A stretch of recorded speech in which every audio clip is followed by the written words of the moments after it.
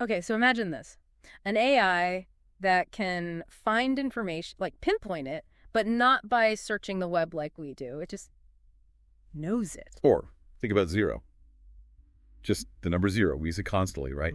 But how we even got to understand it, its whole journey, it's surprisingly deep. Yeah, it really is. And it's weird how those two things, super advanced AI search and this like basic number, feel miles apart, but maybe they aren't. That's exactly what we're diving into today. How technology and even our own minds grapple with information and, interestingly, with the idea of nothing. Right. So welcome to this deep dive. We've got some fascinating sources lined up. There's a research paper on something called Zero Search. It's about LLMs, large language models, learning to search without, actually using Google. And then we have this really cool article looking at the philosophy of zero, how we even perceive absence itself. It gets pretty cognitive. And to back all that up, we're pulling in info from all over Wikipedia on LLMs, an article on zero-day vulnerabilities, which is interesting. Uh-huh. And some online discussions from places like Simplilearn and Reddit about a specific model called Quinn, plus a study comparing LLMs on a nursing exam in China. Wow, okay. And the Quinn website itself, a piece from Greenwood School on Zero, another study on search results, zero-click marketing. Right, even Newton's method from Wikipedia and a book on algorithms. We're covering a lot of ground to connect these dots for you. So what's the payoff for you listening? Well, you'll get a peek into some really cutting-edge AI stuff that could change how information is found, making it maybe faster, cheaper, better. And on the flip side, a much deeper appreciation for zero. It's not just a placeholder. We'll look at the philosophy, how our brains even process nothing. Expect some real light bulb moments. Definitely. Okay, let's get into it. First up, Zero Search. AI search without searching. How does that even work? Well, the paper jumps right into a big problem with how LLMs currently learn to find info better. They usually rely on live search engines. Okay, like asking Google for help constantly.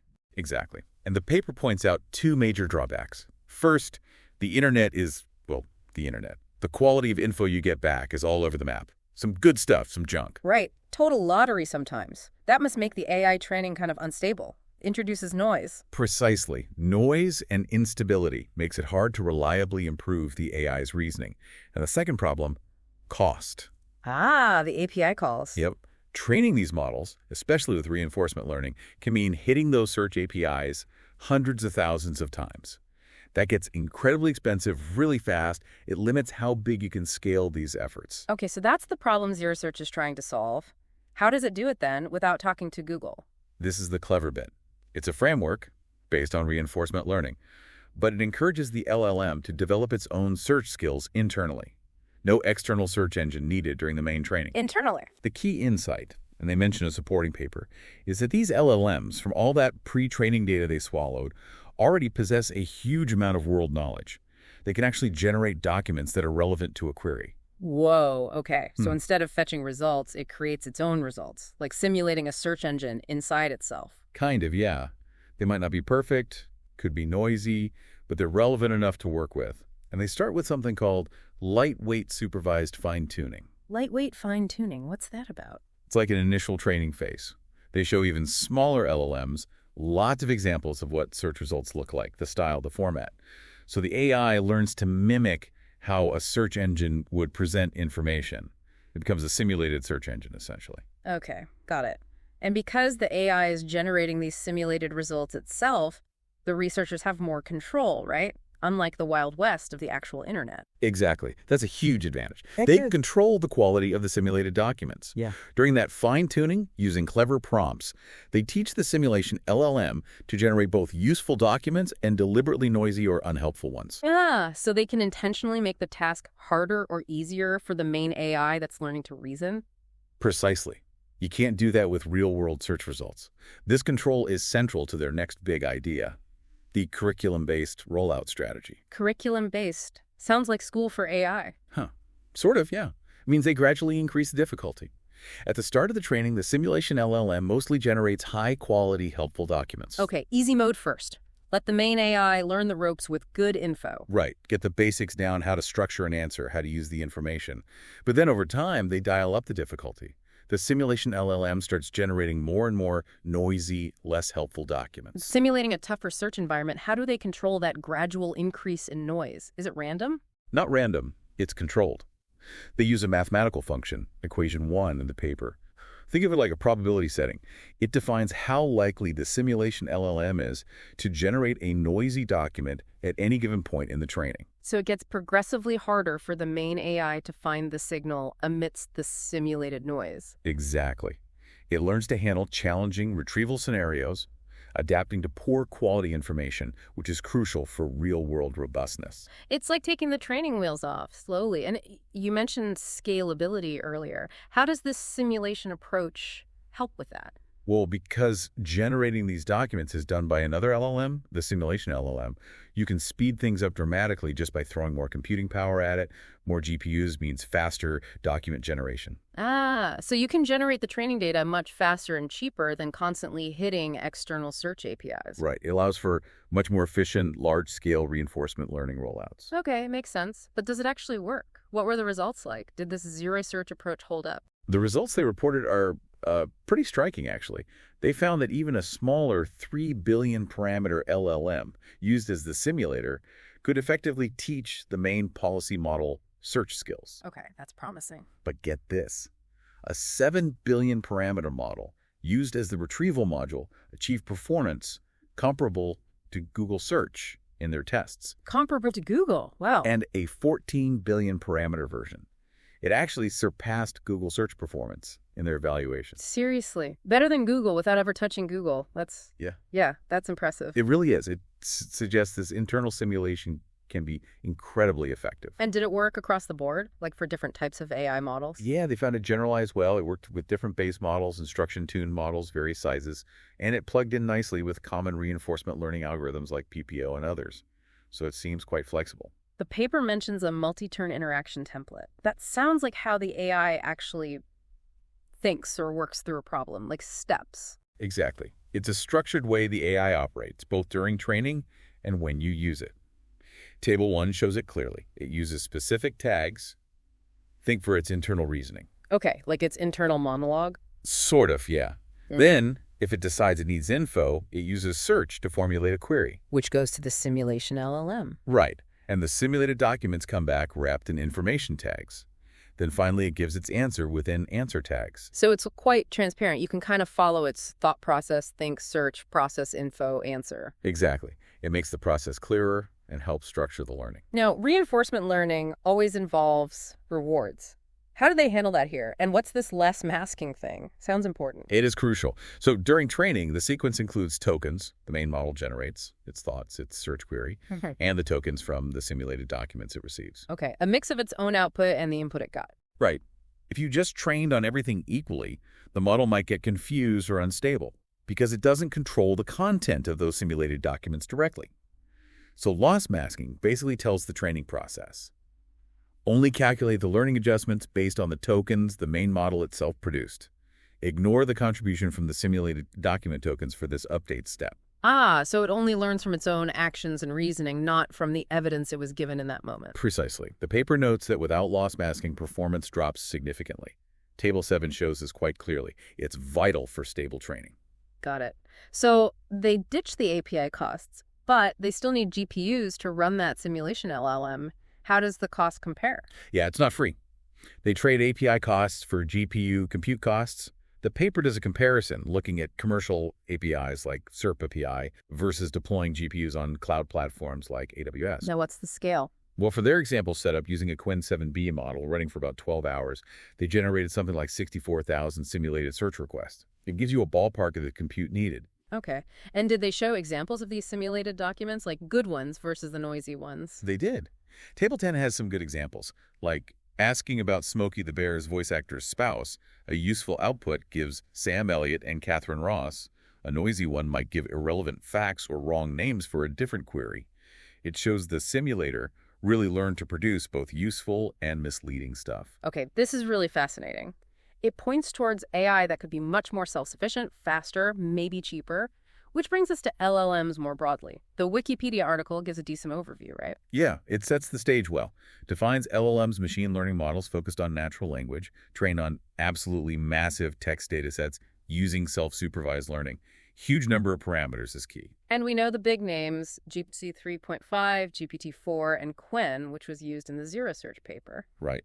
And speaking of Quen, there was that interesting study you mentioned comparing LLMs on the Chinese National Nursing Licensing exam. Oh, yeah, that high-stakes test. How did Quen do there? Surprisingly well, actually. The study tested 7 different LLMs, including GPT models. Quen 2.5 came out on top, highest accuracy. It suggests it might have particular strengths in specialized domains, especially in Chinese. And Quen keeps evolving, right? Quen 3. Yes, the Quen website details the progress. Quen 3 involved even more massive pre-training data, like over 3 trillion tokens initially, and they pushed the context length up to 32,000 tokens. That's a lot of text it can handle at once. It is, and they have this 4-stage post-training process focusing on complex reasoning, using reinforcement learning, and balancing deep thought with quick responses. It's getting quite sophisticated. But there was also some chat on Reddit about its real-world performance, maybe some limitations. Yeah, some users on forums like Our Local AMA noted that while Quen 3 seems very intelligent overall, its performance, especially for things like coding, could sometimes dip a bit as the input context got really long. So maybe struggles a bit with super long prompts compared to some others, especially on less powerful hardware. Potentially, yeah. Some reports mention processing speed slowing down with longer contexts, suggesting it might not always use that full 32K window as efficiently as some other models, particularly if you don't have a ton of memory. Yeah. Still very capable, but maybe some nuances there. Okay, so from cutting-edge AI search simulation to the nitty-gritty of LLM performance. The field is definitely moving fast. Let's totally switch gears now, though. Zero. The number 0. Right. Seems simple, doesn't it? Just nothing. Yeah. But this other article argues it's way more complex. It talks about 0 as absence perception, perceiving nothing. Exactly. It's framing our understanding of 0 not just as a mathematical symbol, but as a cognitive act, the act of perceiving or understanding that something isn't there. Okay, that's a different way to think about it. The article mentions building an epistemology for 0, like a theory of how we know it. It listed 4 things. Yeah. 4 key considerations for how we build up our knowledge of 0. First, just basic numerical cognition, or sort of innate number sense. Second, understanding counting procedures. Like counting down to 0. Right. Third, using algebraic rules involving 0, like anything plus 0 is itself. And fourth, our ability to actually describe numbers, including describing 0. So it's not just one thing, but how 0 fits into this whole web of logic, rules, counting, describing. Pretty much. It's about weaving 0 into our existing mental framework. And it argues 0 is ontologically similar to other numbers. What's that mean in simple terms? It basically means 0 is the same kind of thing as 1, 2, or 3. It's not some weird outlier fundamentally different from other numbers, even though it represents nothingness. But how can it be the same kind of thing if it stands for nothing? The article suggests thinking of 0 as a property of a collection. So the property of zeroness can apply to a set of apples, meaning the set has the property of containing no apples. Okay, like redness is a property of a fire truck, zeroness is a property of an empty basket. Kind of, yeah.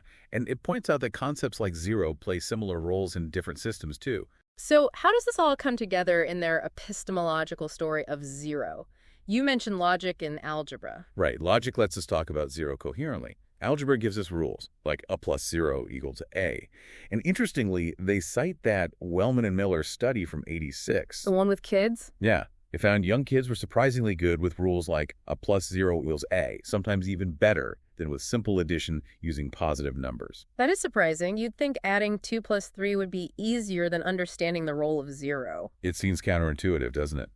Then there's counting. While learning to count down or removing items helps, that same study suggested counting alone isn't enough for a mature concept of 0. How so? Kids might understand nothing left, but not fully grasp 0's place relative to other numbers, like understanding that 0 is definitively less than 1.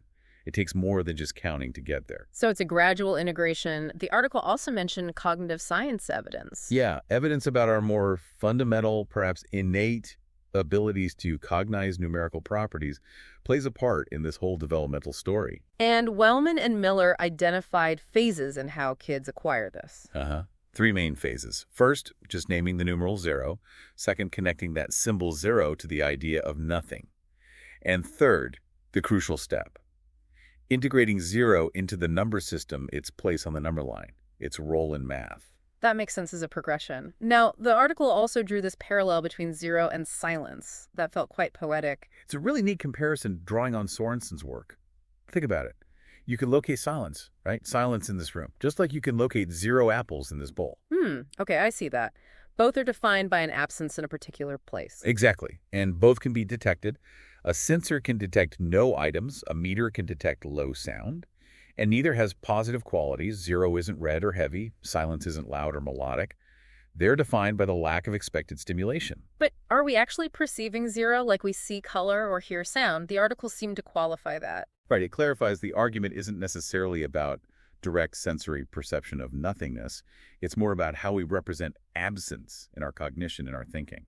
So it's a mental representation of absence, supported by the evidence they discuss, maybe using something like Ferenikova's mismatch model adapted for thought rather than just perception? Precisely. The cognitive representation of absence is the key part for their account of understanding zero. Okay.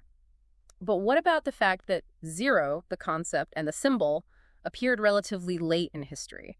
And kids take time to grasp it. Doesn't that challenge the idea of it being based on a fundamental perception of absence? The article acknowledges that objection. The explicit symbol and mathematical formalization of zero took time, culturally and individually.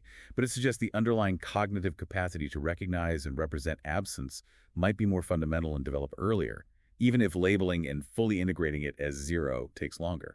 Interesting. So the foundation might be there before the explicit concept clicks into place. Wow. Understanding zero gives us real insight into learning and abstract thought.